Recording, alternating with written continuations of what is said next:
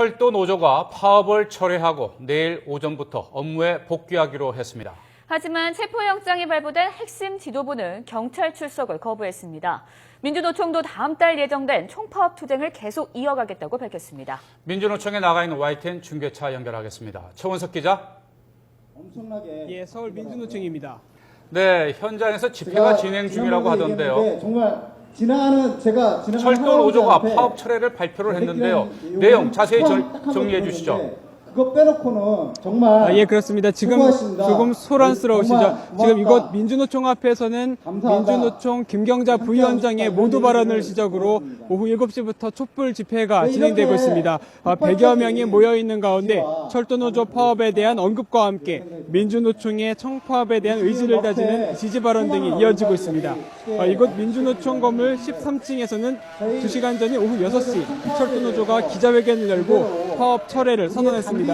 지난 9일 철도노조가 파업에 돌입한 지 22일 만입니다. 철도노조 김명한 위원장은 기자회견에서 총파업을 중단하고 현장 투쟁으로 전환한다면서 전국 철도노조원들에게 내일 오전 11시까지 현장으로 복귀할 것을 전했습니다. 다만 철도 분할과 민영화 저지 투쟁은 끝나지 않았다며 징계와 탄압에 대해서는 계속 맞서 나가겠다고 밝혔습니다. 김 위원장은 특히 이번 파업을 통해 우리 사회의 공공재를 민영화해서는 안 된다는 국민적 합의가 이뤄졌다는 데 의의를 둔다며 앞으로 소위원회에 적극 참여해 철도 발전 대안모색과 함께 공공철도 확대에 최선을 다하겠다고 말했습니다.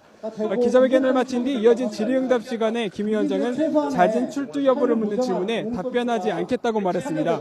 이와 관련해 한 철도노조 간부도 현재 수배 상태인 지도부의 잦은 출두 계획은 세워진 것이 없다며 우선 노조원들의 업무 복귀를 이끌 계획이라고 전했습니다.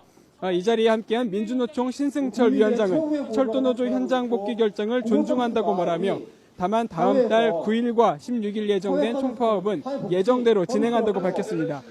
특히 민주노총은 합법적인 철도노조 총파업에 대해 환명과 해고 또 손해배상 등의 징계를 내린 정부와 코레일이 민형사상 탄압을 즉각 중단할 것을 촉구했습니다. 네, 경찰과 검찰의 입장 여전히 단호하다고요. 예, 그렇습니다. 경찰과 검찰은 파업과는 무관하게 수사를 계속 진행하겠다는 입장을 확인했습니다.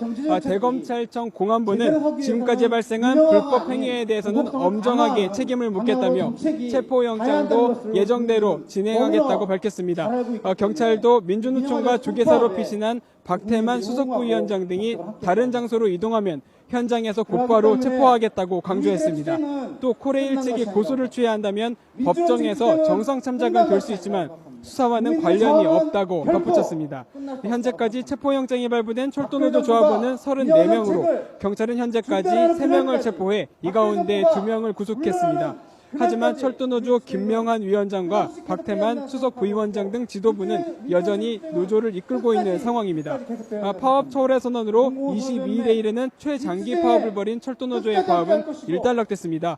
하지만 철도노조가 현장 투쟁 계획을 밝혔고 민주노총도 총파업 투쟁을 이어가겠다는 입장을 고수하고 있어 앞으로의 상황도 계속 지켜봐야 할 것으로 보입니다. 지금까지 서울 정동 민주노총에서 YTN 최원석입니다.